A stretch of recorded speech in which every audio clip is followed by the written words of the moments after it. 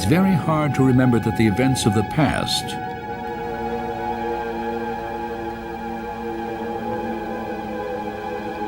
were once the future.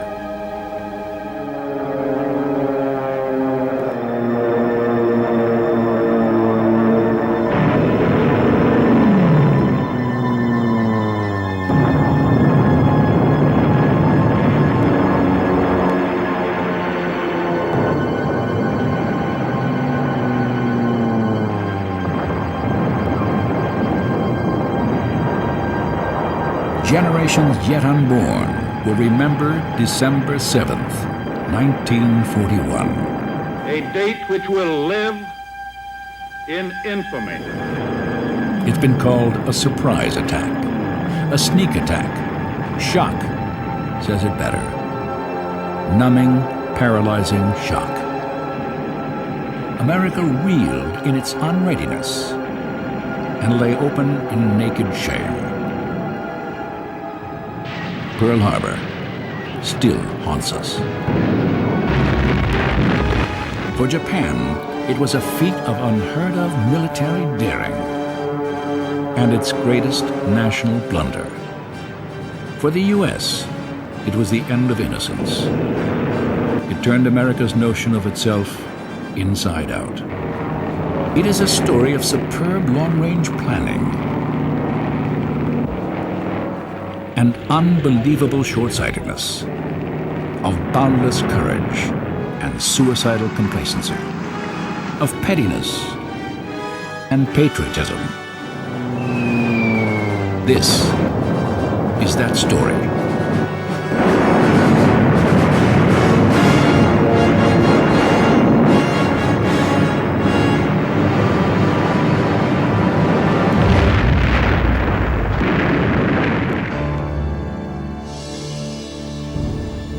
Americans who are alive that weekend still ask, exactly where were you when it happened?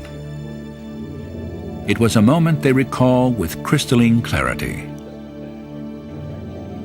As a Navy Blue Jacket who survived the attack, Warren Burhoff remembers.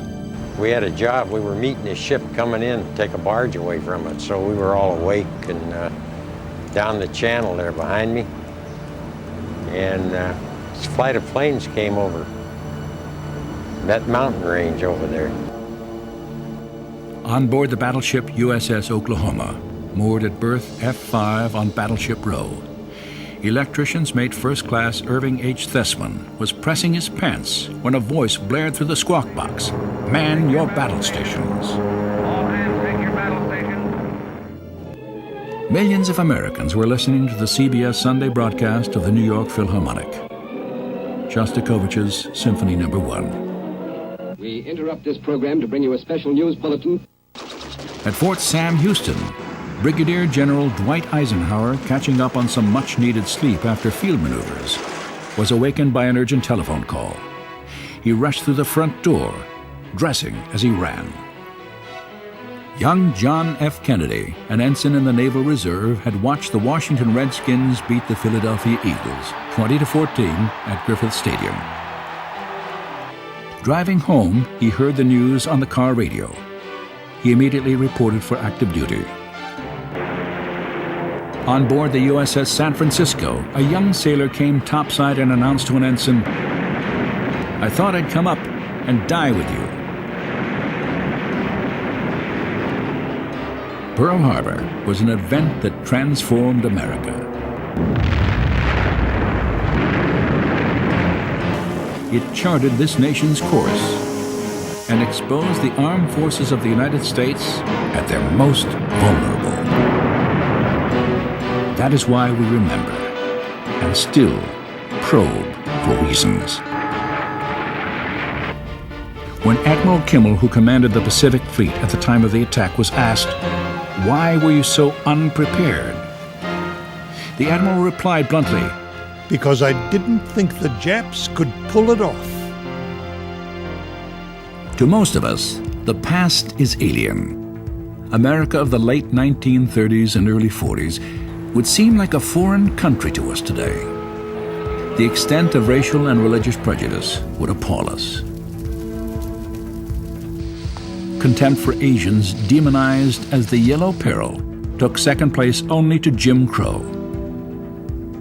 To white America in that age of innocence, a Japanese was a comic figure, bow-legged with thick horn-rimmed glasses and a silly grin. He was thought to be dim-witted, inefficient, and his made-in-Japan manufacturing was regarded as nothing but junk. The Japanese might bully a backward nation like China, but they certainly posed no threat to America. Rest assured.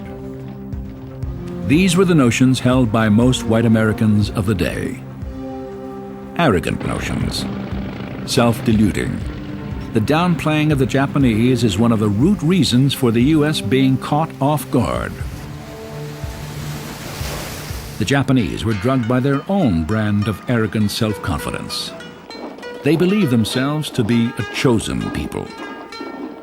Their emperor, Hirohito, was the 124th descendant of an unbroken line of rulers claiming to have sprung from the sun goddess, Amaterasu.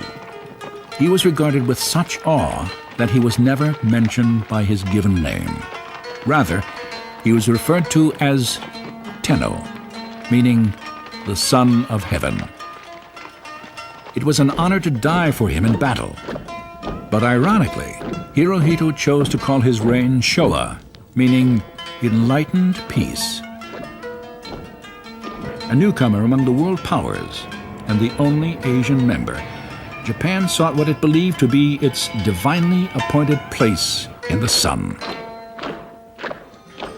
Britain, France, and the Netherlands occupied or controlled most of Asia, India, the East Indies, Indochina, indeed China itself, and helped themselves to an abundance of food, fibers, minerals, and petroleum.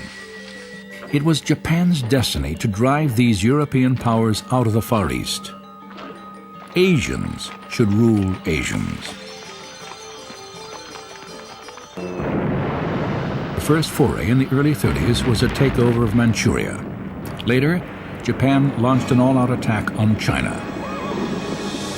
American sentiments favored the Chinese.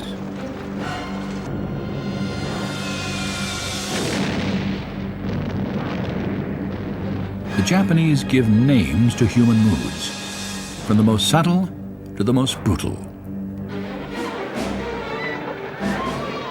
It was Zangyakusei, the term for savage mood that overtook the Japanese army when invading Nanking in December of 1937. What followed was an orgy of unthinkable cruelty, rape, torture, and mass murder.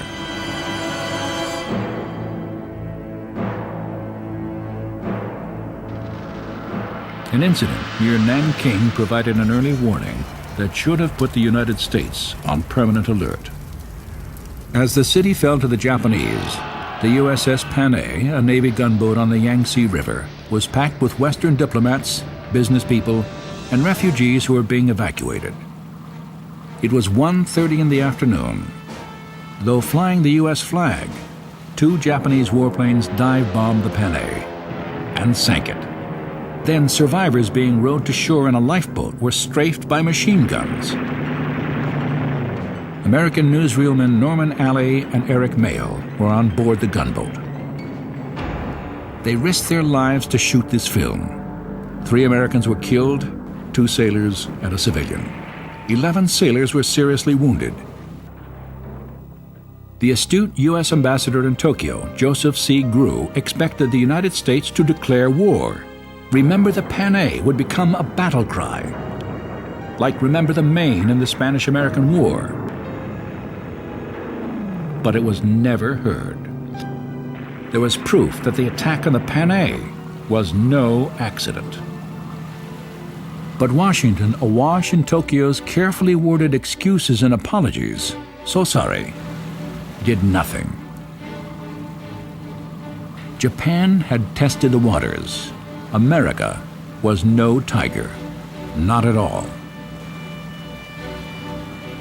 Responding to public sentiment for China, the U.S. placed Japan under a moral embargo. To save face, Japan withdrew from the League of Nations. Then the U.S. renounced its trade agreement of commerce and navigation with Japan, and the Japanese lost face. By the end of 1940, the U.S. had not only extended its embargo, cutting off petroleum, scrap iron, steel, and other vital war materials, but had moved a mammoth flotilla of its naval fleet from San Diego to Pearl Harbor on the island of Oahu in Hawaii. Now Japan's war effort and its very existence as a first world nation are at stake. The fire-eating samurai of old who lived by the code of the warrior had given rise to the gumbatsu, a military caste. It was this warrior caste that took over the Japanese government under General Hideki Tojo, nicknamed the Razor. Japan feels compelled to seize for itself the rich resources of Southeast Asia. But now the U.S. Navy stands in its way. The Japanese give a name to this festering situation: the cancer of the Pacific. They feel that they must kill this cancer before it kills them. America focused on the cruelties of the Japanese in China, not on their military capabilities.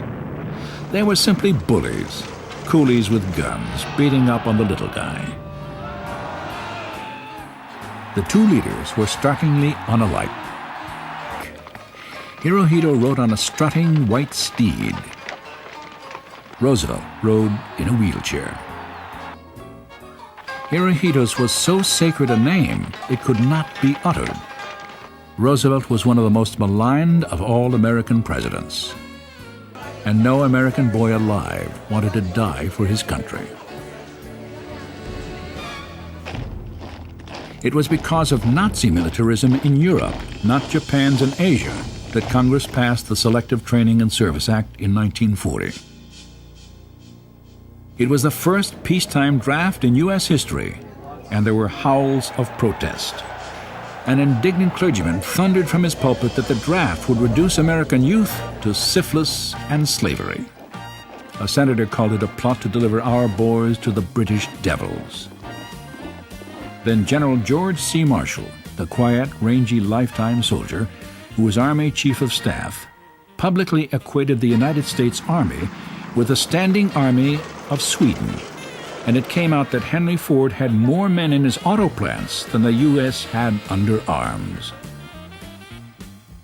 "I did not raise my boy to be a soldier," went the tearful song. Yet mothers' sons from farms and factories, suburbs and slums reported for compulsory military training.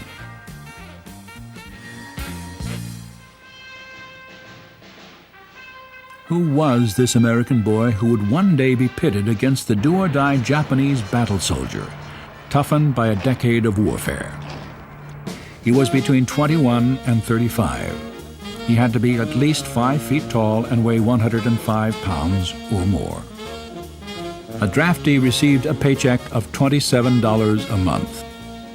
His uniform was government issue, GI, and he'd be stuck with that moniker for several years to come. He trained with make-believe rifles, wooden machine guns, and Ford trucks marked tank in big letters. He quickly learned to communicate in GI jargon. Chow was food. On the double was do it fast. And snafu stood for situation normal, all fouled up. In the events leading up to the attack on Pearl Harbor, snafu would take on a tragic meaning. In 1940, Japan was secondary. Most Americans, including the president, were focused on Europe, savaged by Hitler's blitzkrieg. Country after country had fallen. The Nazis held Europe in an iron fist. The news of horrors began seeping out. Many Americans saw Nazism as a threat to the U.S. There was a movement to send arms to those nations still standing up to Hitler. Others, such as Senator William Borah of Idaho, dubbed it a phony war, manufactured and artificial. Hello, America. This is Edward Murrow speaking from London. Nightly raids, night after night, German bombs fell in torrents on the cities of Great Britain, last holdout against Hitler.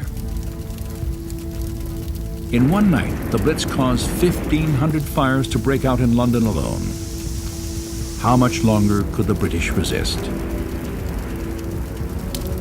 The President and his Secretary of State, Cordell Hull, a Tennessee circuit judge turned statesman, realized that the Atlantic was no longer a protective moat between America and what was now Hitler's Europe. If Britain fell, the way would be open for Hitler to conquer the ganze Welt, the whole world, which he had declared was his ultimate goal.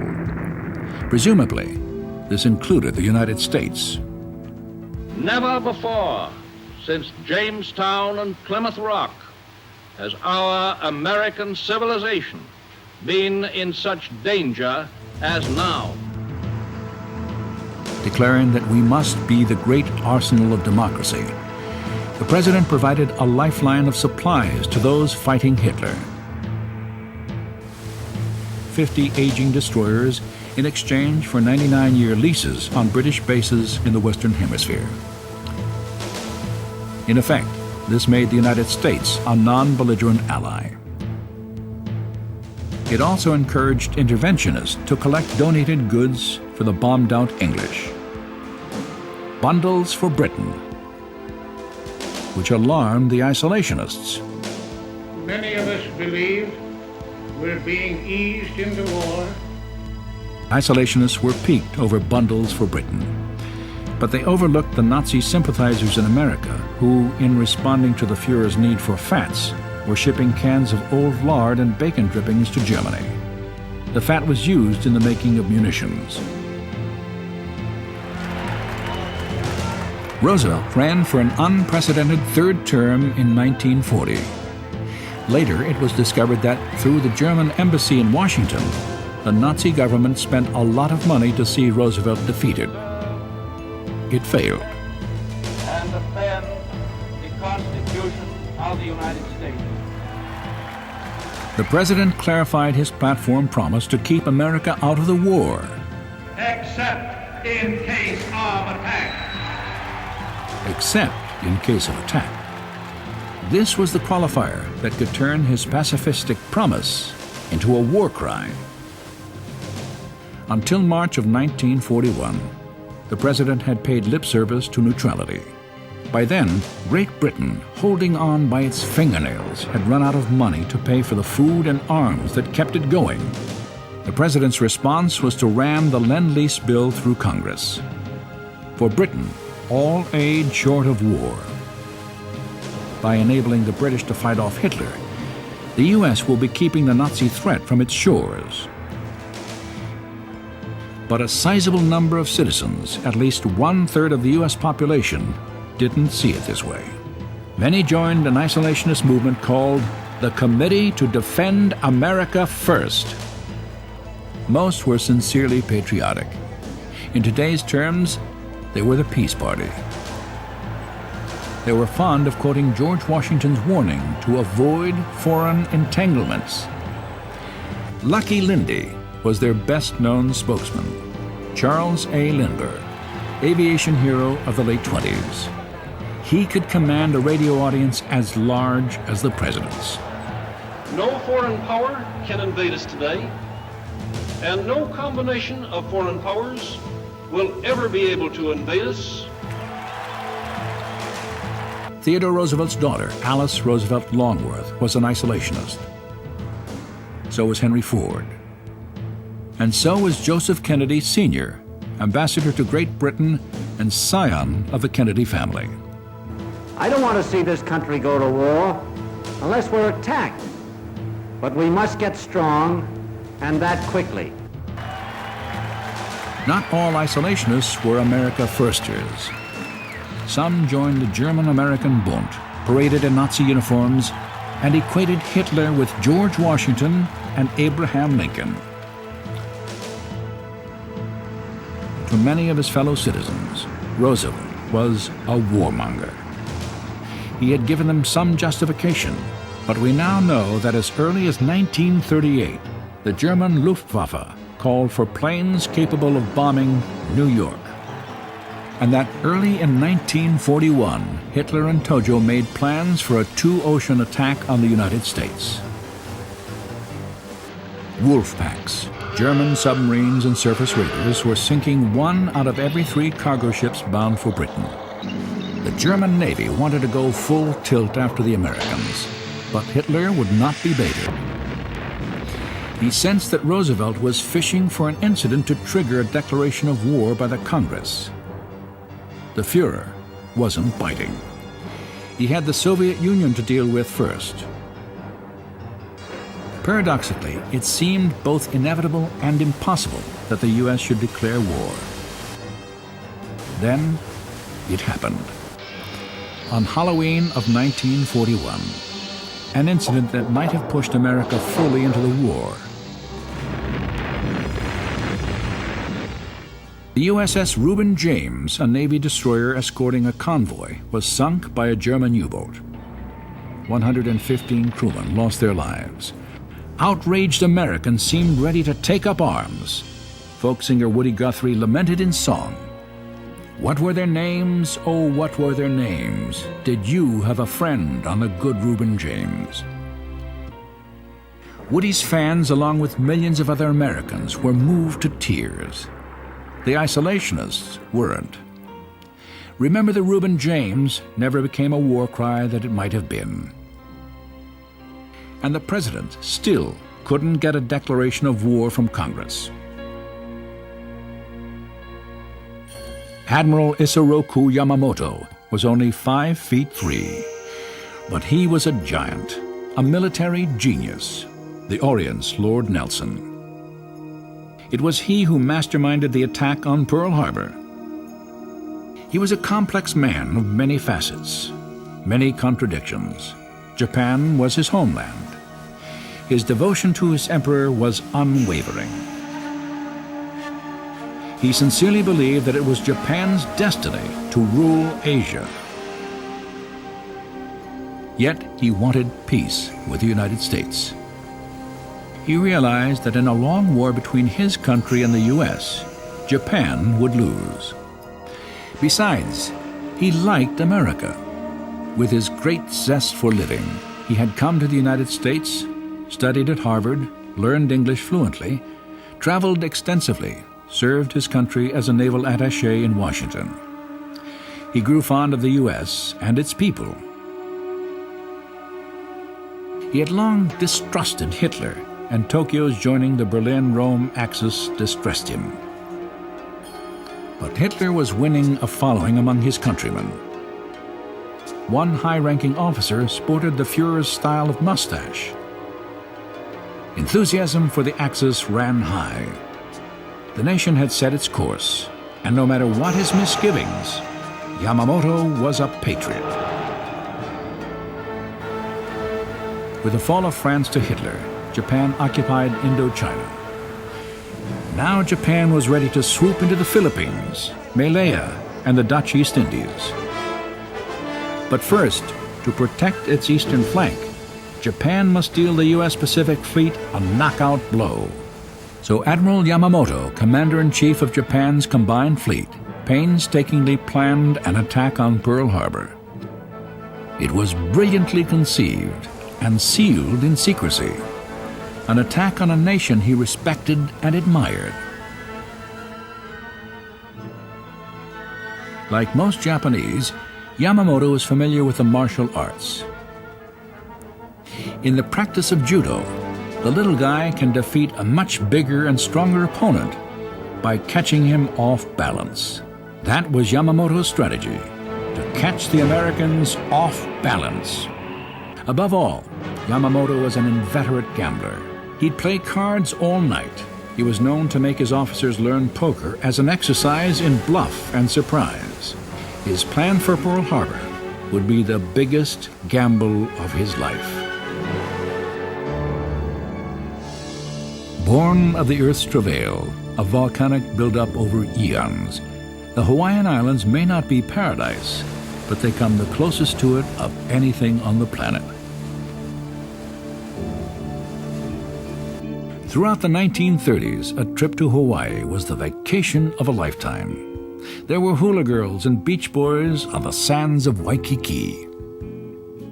Honeymooners vied for suites at the elegant Old Moana Hotel. The Matson Line ran a fleet of steamers carrying tourists between San Francisco and Honolulu.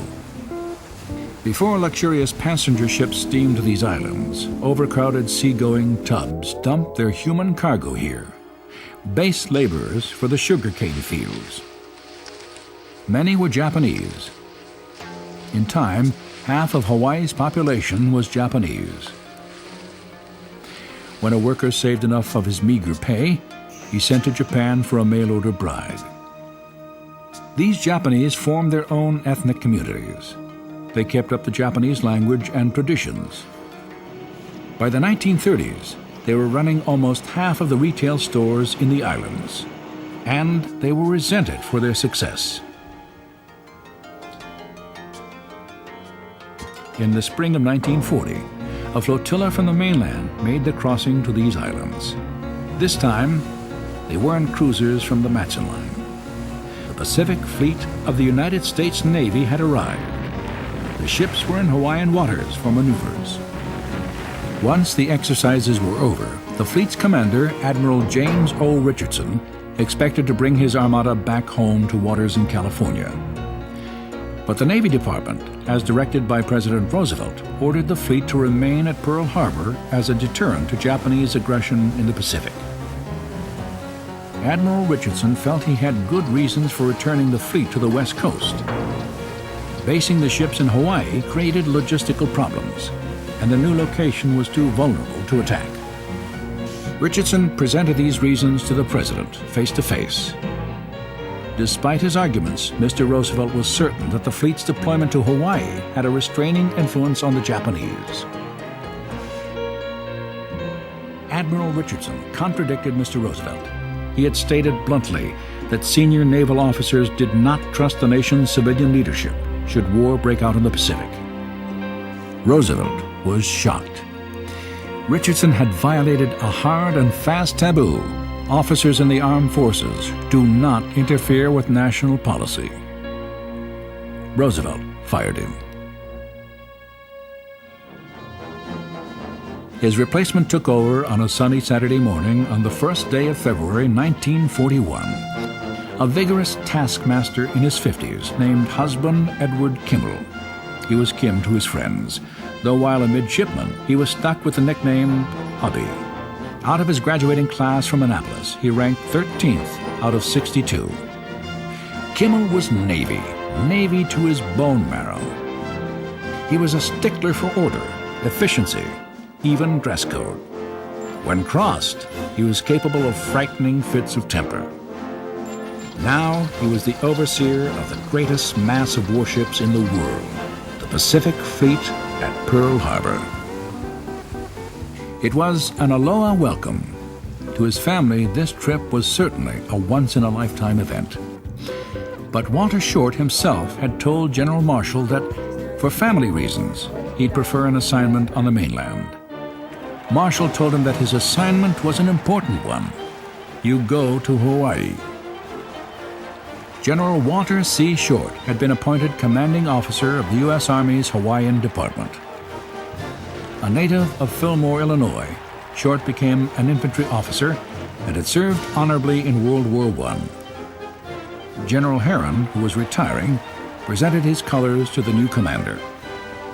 Here, another star is added to his shoulder boards when he is formally promoted from Major General to a 3-star Lieutenant General. The new 3-star was a capable man for the position. Though not overly aggressive, he was highly competent and courteous. He held his head high, determined to do an outstanding job. Though as unlike as the Army is from the Navy, General Short and Admiral Kimmel struck up a good working relationship. And they were no strangers socially. They played golf together on Sunday mornings. As for the regular Army, enlisted men in cadre, and the Navy gobs, Hawaii was one of the best duty stations they could pull. Weekend liberties were fantastic. And there was always the beach. They could surfboard on the biggest waves and hang one on at the coziest bar. They could dance into Sunday morning. A weekend that would change all that loomed in the future. In the Far East, 1941 was the year of the snake. At Tokyo's Imperial Palace, Emperor Hirohito had cautioned the government of his new prime minister, General Tojo, against rushing into war. But at the U.S. Embassy in Tokyo, Ambassador Joseph Grew sent a coded dispatch to the State Department in Washington, revealing that the Japanese government planned, in the event of trouble with the United States, to attempt a surprise mass attack on Pearl Harbor. The project seemed fantastic. After going through channels at the State Department, the reaction was not one of alarm, but of astonishment. That a man of Ambassador Grew's caliber would take such nonsense seriously. Then it was turned over to the Navy Department, where it was rephrased. It was February when the warning was sent to the new naval commander in Hawaii, Admiral Kimmel, with this comment: "The Division of Naval Intelligence takes no credence in these rumors. No move against Pearl Harbor appears imminent or planned for the foreseeable future." After all, George Marshall, the Army's top general, was of the opinion that the Japanese wouldn't dare attack Pearl Harbor. His Navy counterpart, Admiral Stark, didn't believe such an attack was possible. These men had access to purple. The most difficult of Japanese diplomatic codes was called purple. A code so complicated that the Japanese believed it could never be broken. But it was broken by American cryptographers. Though the top leaders in Washington had access to Tokyo's secret communications, Admiral Kimmel and General Short, who were in the field, did not. Kimmel registered a complaint with Admiral Stark. The Pacific Fleet is being mined for ships and men for duty in the North Atlantic. Kimmel was ordered to be in ship-shape readiness at the same time he was being told he wouldn't be given sufficient forces if it came to an attack. The warning coming through in the Purple Code detoured to Washington en route from Tokyo to the Japanese consulate in Honolulu is more than a tremor. It's a quake.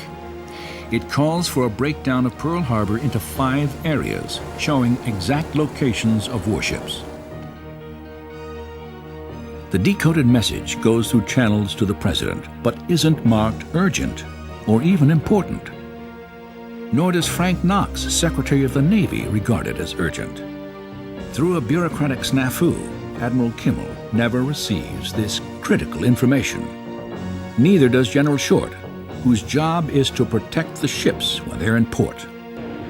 To alleviate a worsening situation short of war, moderates in the Tokyo government send a special envoy to Washington, Taburo Kurusu, a skilled diplomat with an American wife.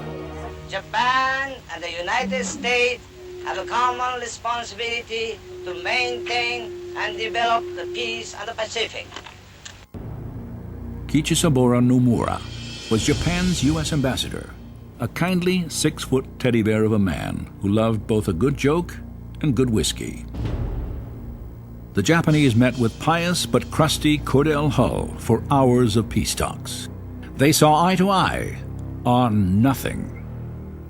Now General Short receives a war warning from General Marshall in Washington. Negotiations with Japan appear to be terminated. If hostilities cannot be avoided, the United States desires that Japan commit the first overt act. Take measures you deem necessary, but these measures should be carried out so as not to alarm civilian population or disclose intent. In General Short's thinking, if General Marshall had meant the danger of an all-out attack on Hawaii, that's what he would have said.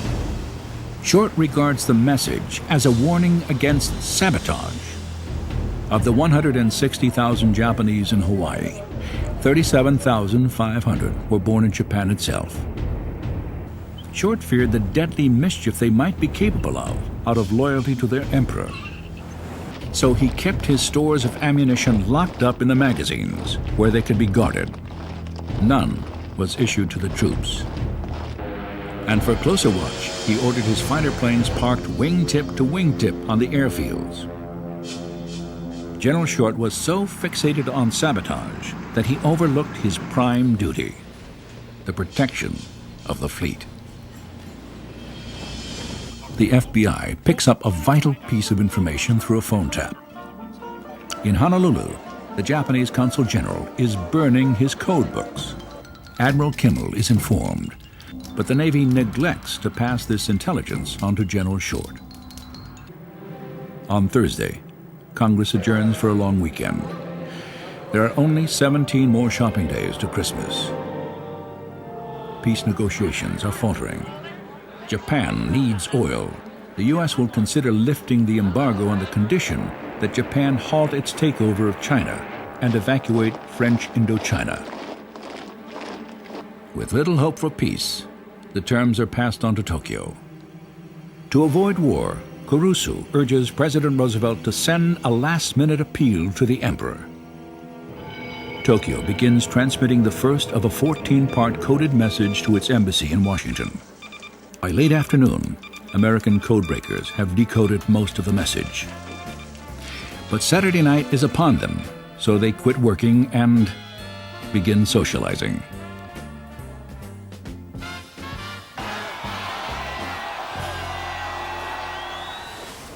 Like a ghost fleet, the Japanese carrier strike force moves silently through the thick fog.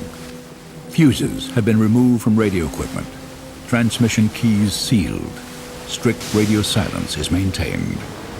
Ship-to-ship communications are carried out with signal flags during daylight and blinker lights at night. A message from Admiral Yamamoto is signaled to the ships. The rise and fall of the Empire depends upon this battle. Every man will do his duty. The fleet veers southward to Hawaii, increasing its speed to 20 knots. The State Department dispatches President Roosevelt's handwritten appeal to the Japanese emperor. It reads, in part, "I address myself to your majesty, so that your majesty may, as I am doing, give thought in this definite emergency to ways of dispelling the dark clouds." The message is received in Tokyo an hour later, but the military clique running the government makes certain that the emperor will not see it until it's too late. 13 parts of Tokyo's 14-part message to its Washington embassy have been intercepted and decoded. It's late Saturday evening when copies are distributed. Admiral Stark, Chief of Naval Operations, isn't in to receive his copy. He's gone to see an operetta at the National Theater. The President reads his copy carefully and then hands it to his closest advisor, Harry Hopkins. "This means war," says the President. After reading it, Hopkins says, "It's too bad that we can't strike the first blow." The President answers, "We can't do that. We are a democracy and a peaceful people." No mention is made of Pearl Harbor.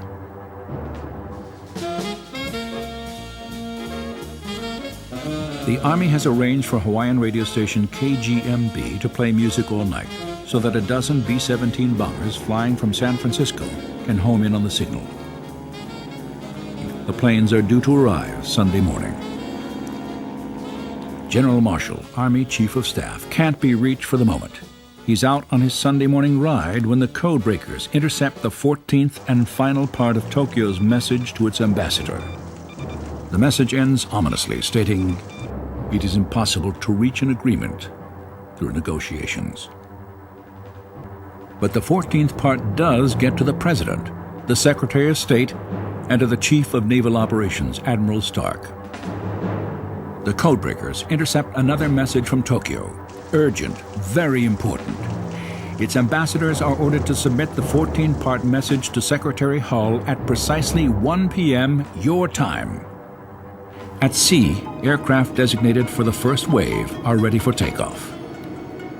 Lieutenant Commander Mitsuro Fuchida had come into the world 39 years ago, in the year of the tiger, meaning he was born a leader. Now he is leading the first wave of the most daring airstrike in modern history. Of the men under his command, he says, they do not fear death. Their only fear is that the attack might not be successful.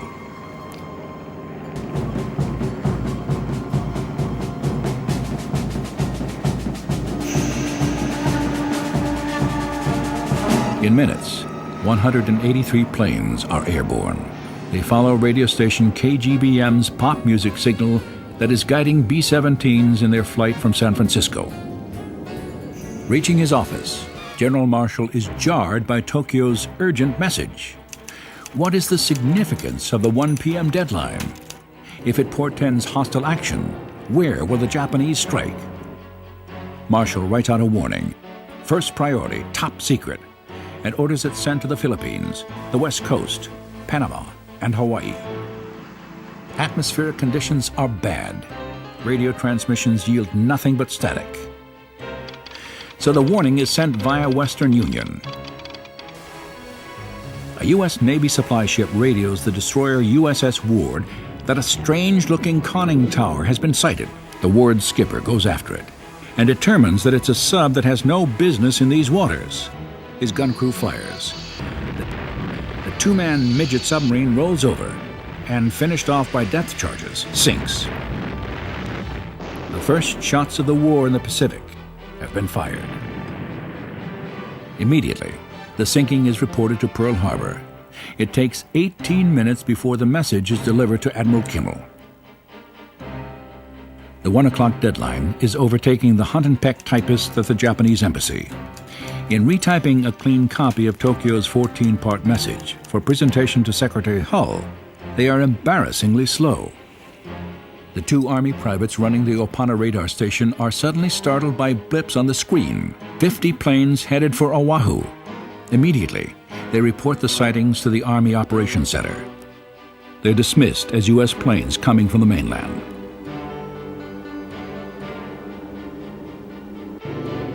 Aircraft designated for the second wave of the attack take off. Now there is an air armada of 350 planes in flight to Pearl Harbor.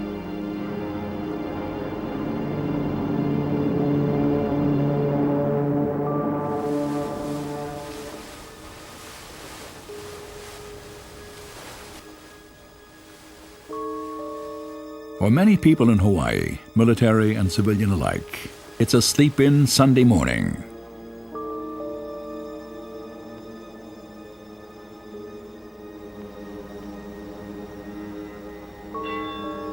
But church bells are already being rung for early morning services. And some servicemen who manage to get up on time attend an outdoor mass said by their chaplain. Messenger boy Todeo Fuchikami picks up General Marshall's urgent cable for delivery to General Short. He takes his time. It hasn't been marked urgent or first priority.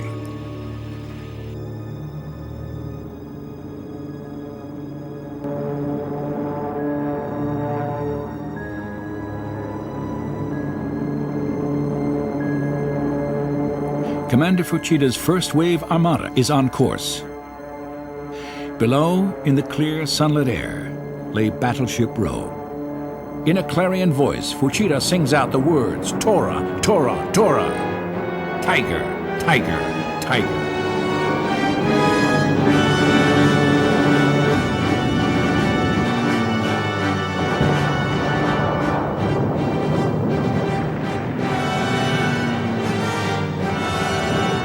Sleepy-eyed sailors and Marines, their breakfast getting cold, mistake the attack for some crazy kind of air raid drill.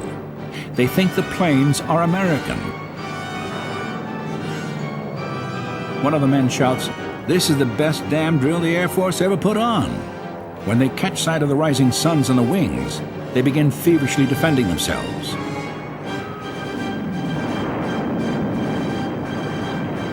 But none of the anti-aircraft batteries has ammunition ready. The superbly coordinated attack goes off like clockwork. At 7:55 a.m., dive bombers hit Hickam and Wheeler airfields.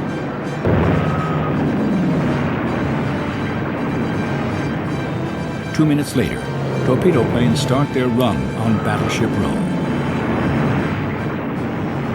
3 minutes later, zeros strafe other air bases.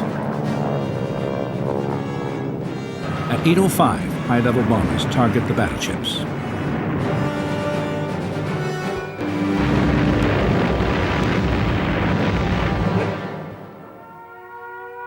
Through the thunder of attack, commercial radio announcements are alerting civilians. Stay at home, get off the roads and stay off. Don't block traffic. Shattered men, many in agony, are rushed to hospitals. The air is thick with the stench of burned flesh. Doctors and nurses work frantically. It is Fushida's first wave of aircraft that hits the Arizona, which erupts like a volcano.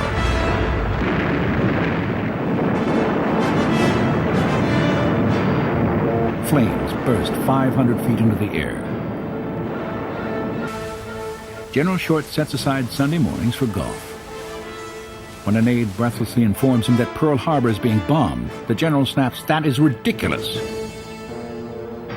Fushida's deadly first wave sinks the West Virginia. Now the Oklahoma, a battle wagon moored outboard of the USS Maryland, shudders with torpedo hits. She begins listing and capsizes. The men below decks are trapped.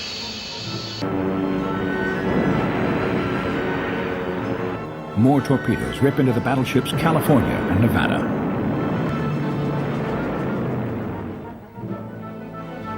Humiliated by their tardiness, Kuroso and Ambassador Nomura are an hour and 20 minutes late in presenting Tokyo's long decoded message, painstakingly typed to Secretary of State Cordell Hull. Hull peruses the note as though he didn't know its contents. But he treats the two Japanese with icy contempt. At the same time, at Pearl Harbor, bombers are swarming on the USS Nevada, releasing torrents of destruction.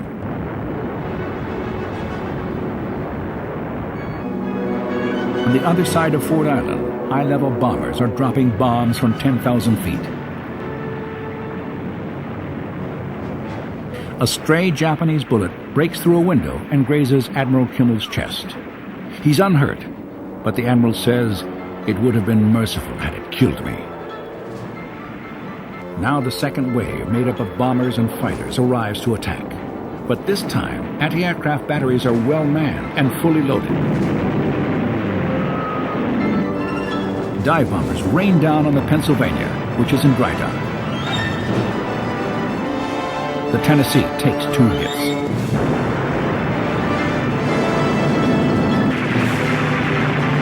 Second wave planes scream down over Wheeler Air Base to complete its destruction.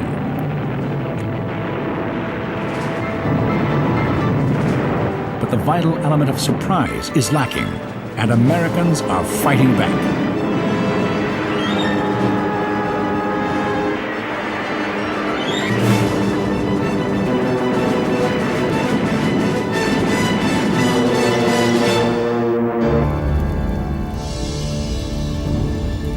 After the last bomb is dropped, the United States of America virtually has a Pacific fleet no longer.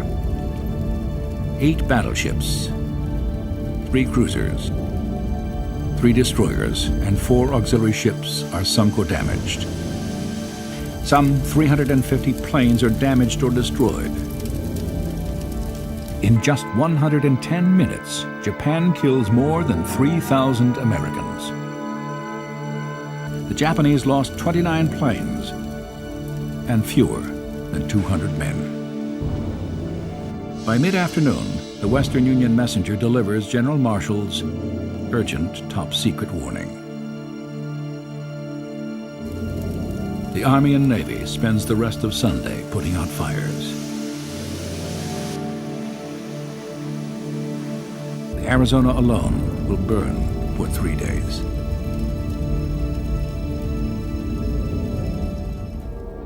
With each new message, The president shakes his head with stunned incredulity. Throughout America, in the waning winter light, people gather. Strangers assure each other in low whispers, "We'll wipe them off the face of the earth." Some people feel shame. Others just stare solemnly, deeply, and say nothing. America is bleeding.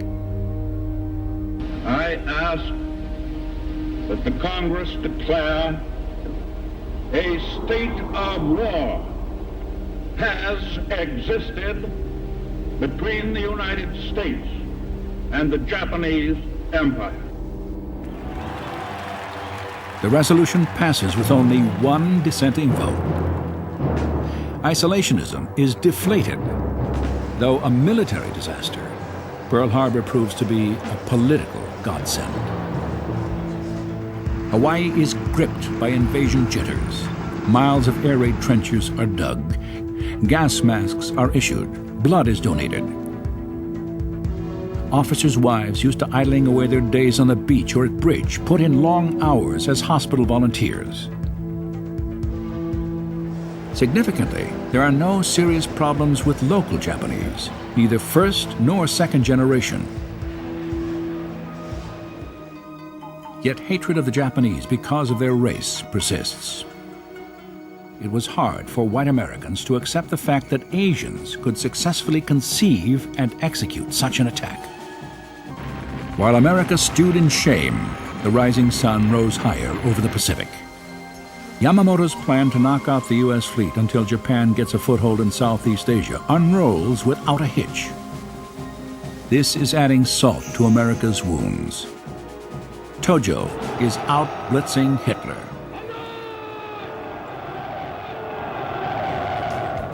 In their humiliation, Americans are forced to shed old notions of their enemy. The Japanese soldier is not inept. He is a tough, tenacious, remarkably adaptable foe. Pearl Harbor has taught them that what the Japanese manufacture is hardly junk. At this time, they top anything that America can put in the sky. A blinding hatred of the Japanese enemy consumes many Americans in and out of uniform. A deep, powerful thirst for revenge. West Coast residents turn against the 127,000 Japanese Americans, most of whom are U.S. citizens. A Jap's a Jap, barks General John DeWitt, who heads the defense of the West Coast. It makes no difference whether he's an American or not. Banks refuse to cash their checks. Insurance companies cancel their policies. Their doctors are no longer allowed to practice medicine.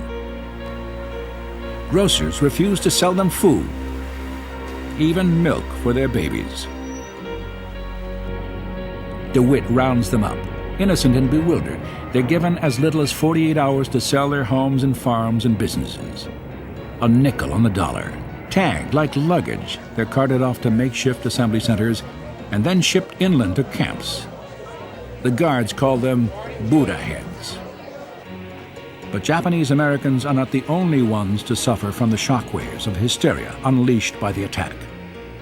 President appoints a commission of inquiry to determine whether negligence is a factor in Pearl Harbor's bombing.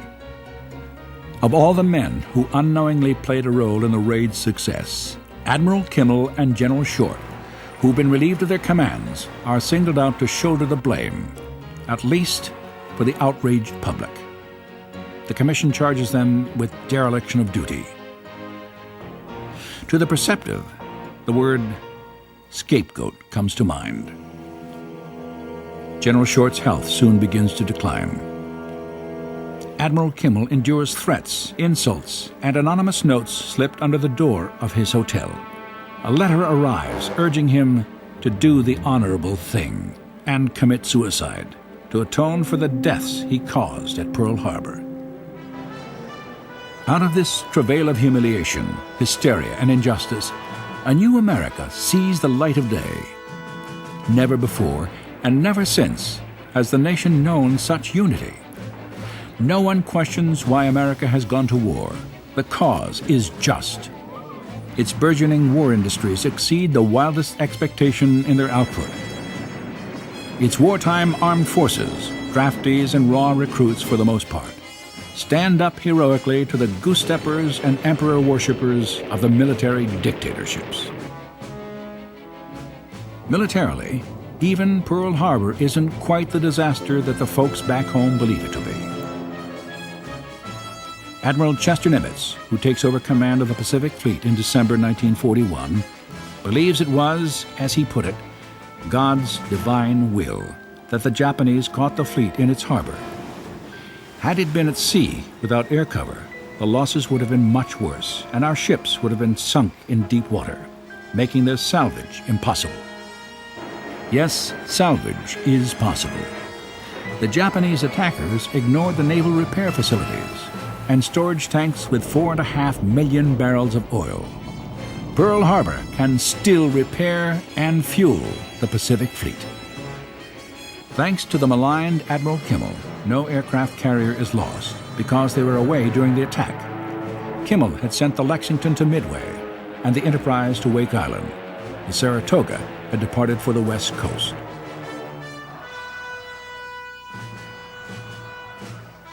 Japan is riding high, master of the Pacific, west of Midway and north of the Coral Sea. It has 3 times as many ships as the battered U.S. fleet. Yamamoto plays cat and mouse with the U.S. Navy. A formidable Japanese fleet, 4 carriers and 9 battleships, steams into the waters of a coral atoll in the Central Pacific called Midway. Here, in June 1942, it does battle with the outnumbered Americans, a battle that proves to be the decisive naval engagement of the war. At first, the loss of American pilots is staggering. Then, in one 5-minute strike alone, U.S. dive bombers destroy 3 of the Japanese carriers. The Japanese limp away, never to recover naval supremacy in the Pacific. The time is now April 1943. U.S. intelligence intercepts a message revealing that in 4 days, Admiral Yamamoto is flying to Bougainville. Yamamoto, in one of 2 bombers escorted by 6 Zeros, is greeted by 16 U.S. P-38 Lightning fighters.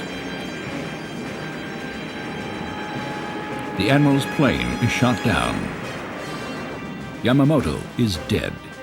His charred body is found in the deep jungle.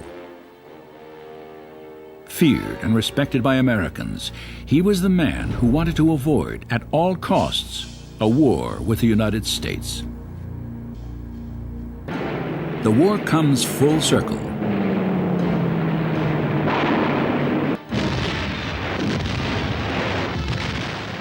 Japan had hoped to invade America. Now America battles its way to Japan's doors and wreaks a terrible vengeance.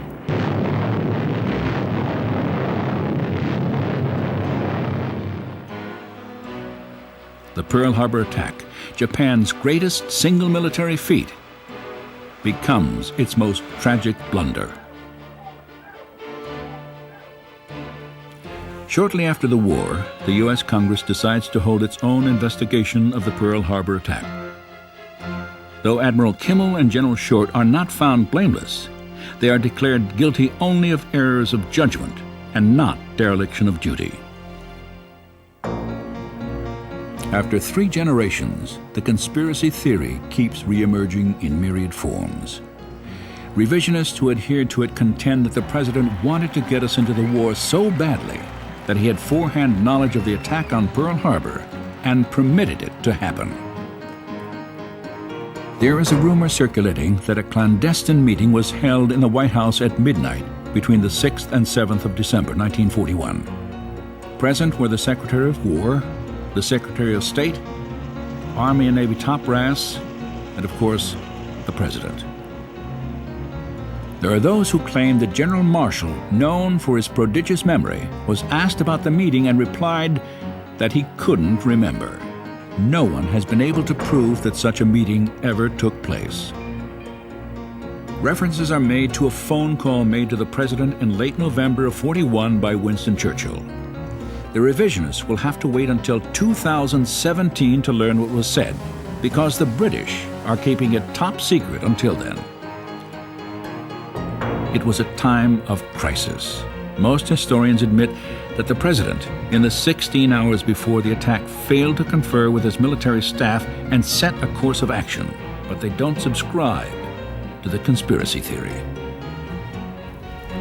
Perhaps the cause is best understood in Admiral Kimmel's remark: they didn't think the Japs could pull it off.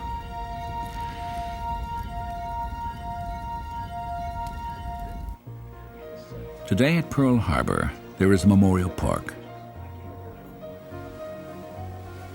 visited by people from all over the world.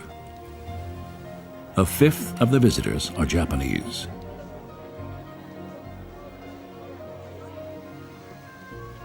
Both the National Park Service and the United States Navy are its custodians. A structure of gleaming white concrete spans the hull of a battleship which lies in 40 feet of water, the USS Arizona. No part of the memorial touches the ship. Though sunk over a half a century ago, the Arizona is still a commissioned vessel in the U.S. Navy. This platform is where the Arizona was moored when the attack began.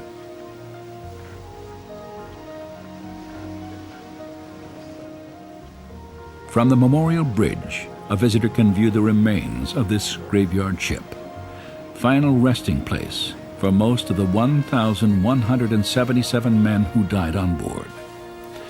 The greatest loss of life on any ship in the United States Navy. Here, visitors speak in hushed voices. Incised in marble is the name and rank of every man who perished. I came back here, after I was out of everything. I feel more at home out here. Plus, I got shipmates out there. And I didn't have to really know them personally. As long as they were servicemen, they're my shipmates. Pearl Harbor is quiet now. Reaching out over the generations, the events of that December 7th of 1941, which united the American people so closely in a righteous cause, brings us together today. When we are here, we are shipmates. In a sense, we are all the children of Pearl Harbor, for it gave birth to the age we are living in. As we pause here, a voice inside us whispers, "Remember. Remember."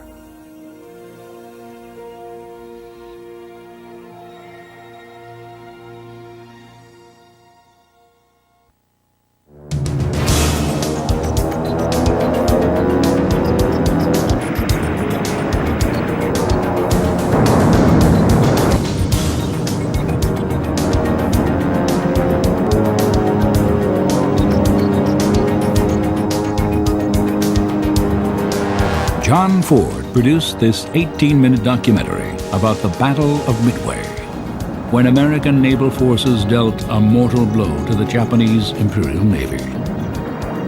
4 enemy aircraft carriers were sunk, and the Japanese fleet went on the defensive. This critical turning point in the Pacific War took place in early June 1942, only 6 months after the disaster at Pearl Harbor.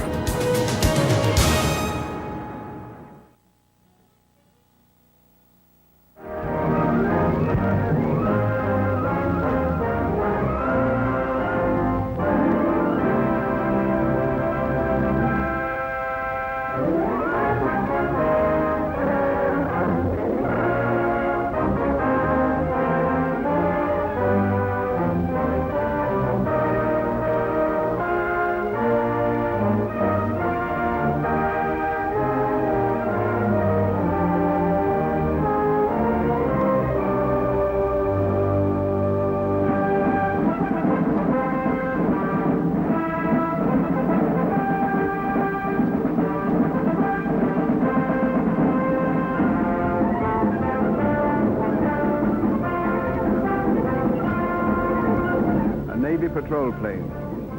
Routine patrol. Only behind every cloud may be an enemy.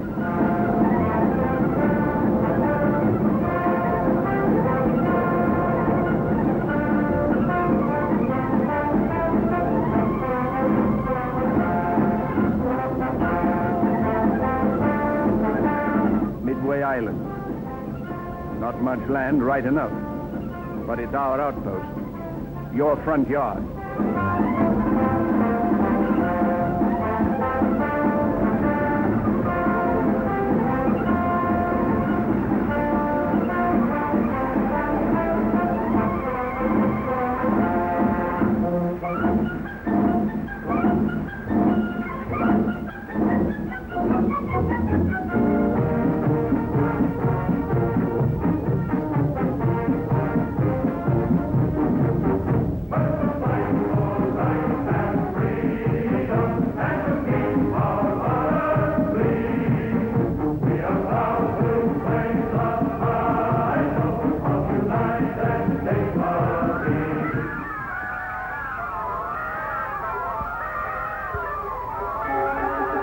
These are the natives of Midway. Tojo has sworn to liberate them.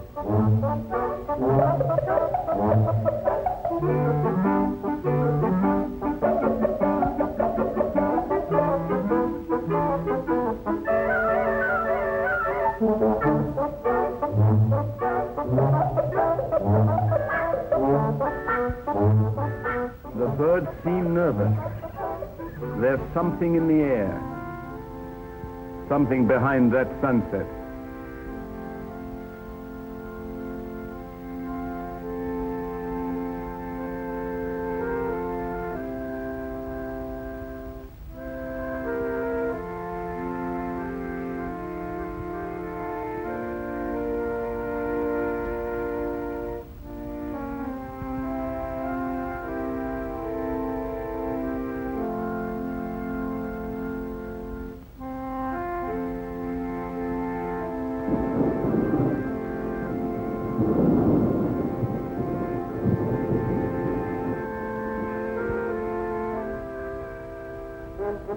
Excitement this morning. The dawn patrol has sighted an enemy fleet.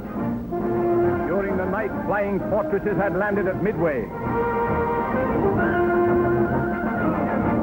An historic council of war is held.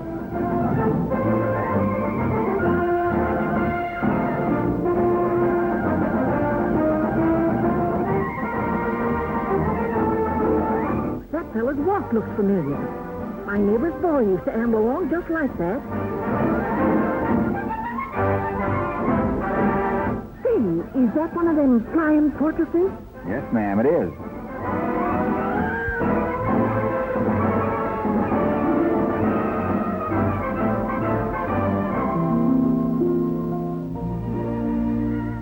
Why, that's young Will Kinney.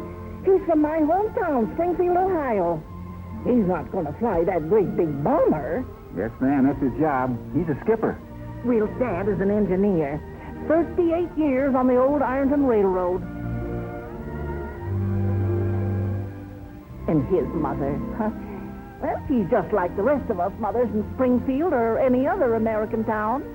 And his sister, Patricia, she's about as pretty as they come. I'll say so. Will Junior Kinney.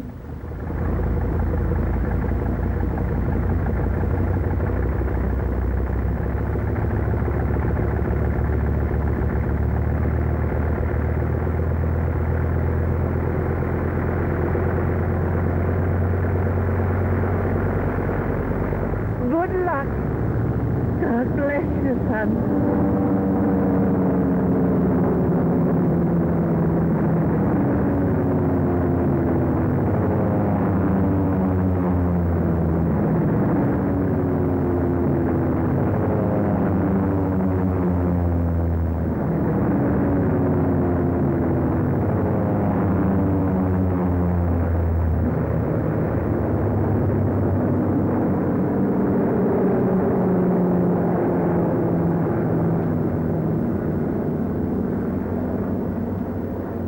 Suddenly, from behind the clouds, The Japs attack!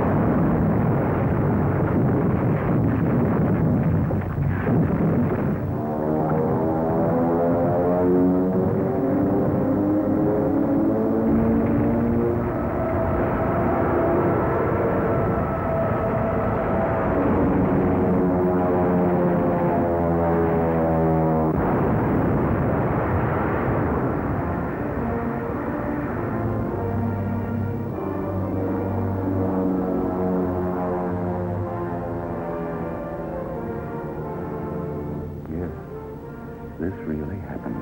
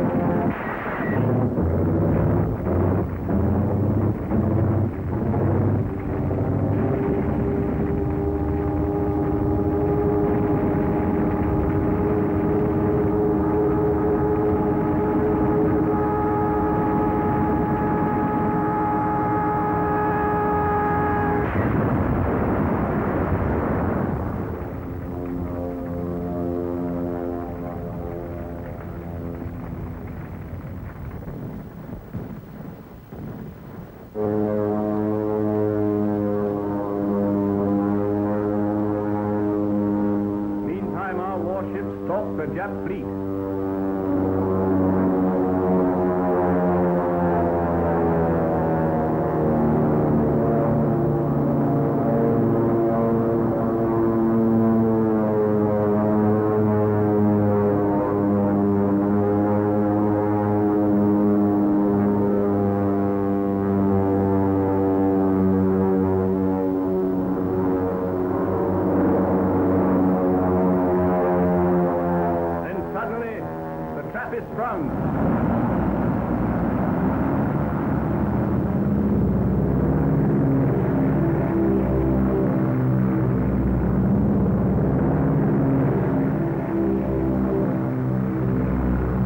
Planes roared from the decks of our carriers, army bombers, marines, thundered destruction over a 300-mile battle area.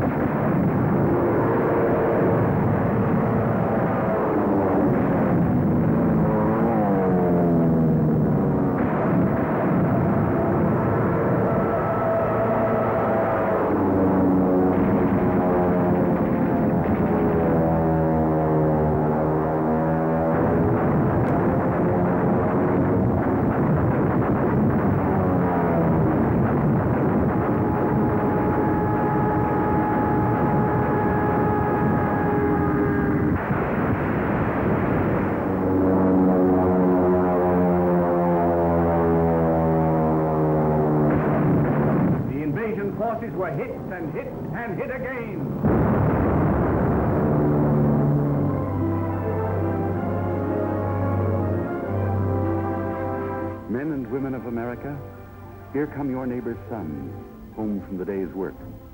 You want to meet them. There's Jimmy Thatch, 7 meatballs on his plane.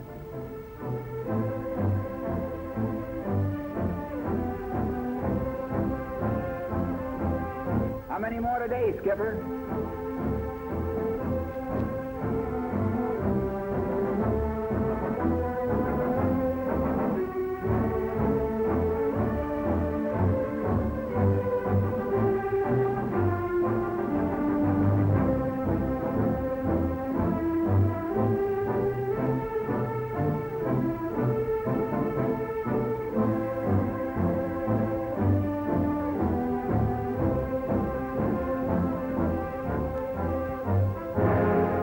At Midway, Tojo swore he'd liberate the natives.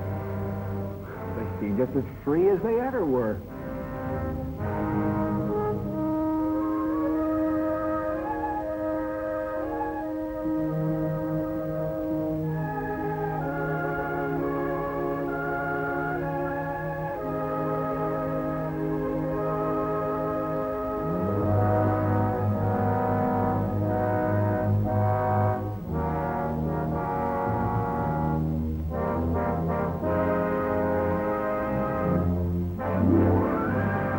The Battle of Midway is over.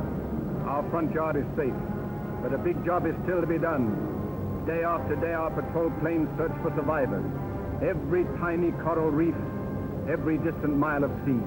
Search for men who fought to the last round of ammunition and flew to the last drop of gas and then crashed into the sea.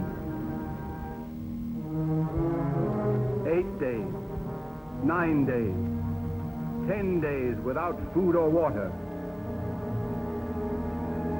His first cigarette. Boy, that first drag sure tastes good.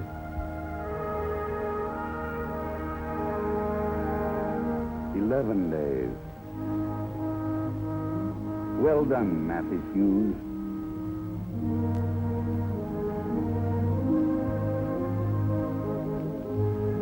Logan Ramsey.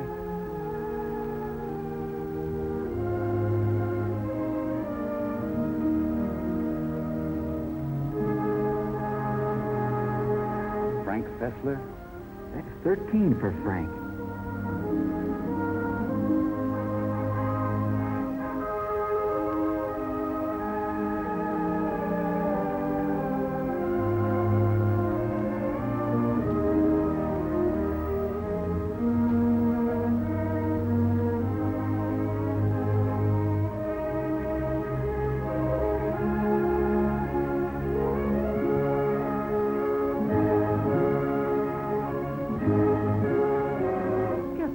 To the hospital. Please do, quickly. Get them to clean cots and cool sheets. Get them doctors and medicine, a nurse's soft hands. Get them to the hospital. Hurry, please. There was a hospital. Clean, orderly, 100 beds. And on its roof the Red Cross plainly marked. The symbol of mercy the enemy was bound to respect.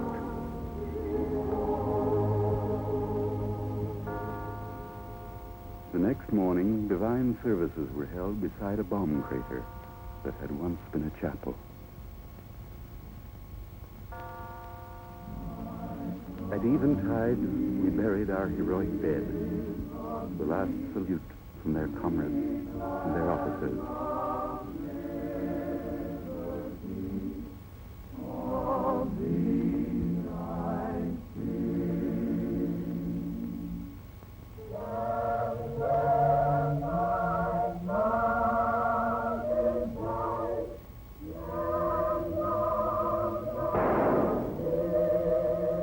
Captain Simard of the Navy. Colonel Shannon.